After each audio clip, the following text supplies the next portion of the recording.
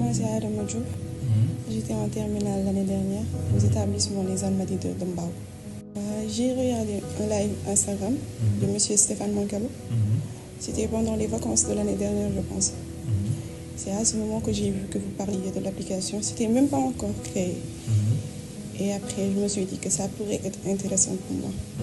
Après, c'est là que j'ai téléchargé et j'ai commencé à l'utiliser. Là, je peux dire que ça m'a aidé dans tous les sens parce que j'étais un peu malade cette année-ci. Je ne suis pas allée à l'école presque pendant 3 à 4 mois. Donc, quand j'ai téléchargé l'application, j'ai vu qu'il y avait des cours en forme d'audio. C'est à ce moment que je me suis dit que ça, je pense que c'est pour moi en fait. Et j'ai commencé à télécharger les cours en audio pour l'écouter, vu que je n'avais pas le temps pour lire tous mes cours.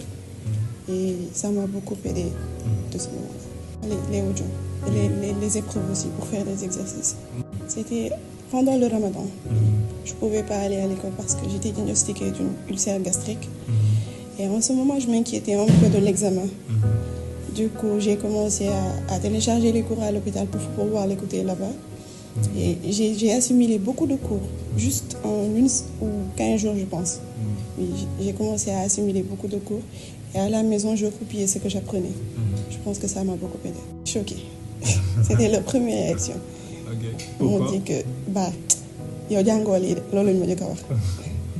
parce qu'ils ne comprenaient pas en fait que ni jàng bi nekkul woon kese si kay en fait. Parce que man demoon woon école.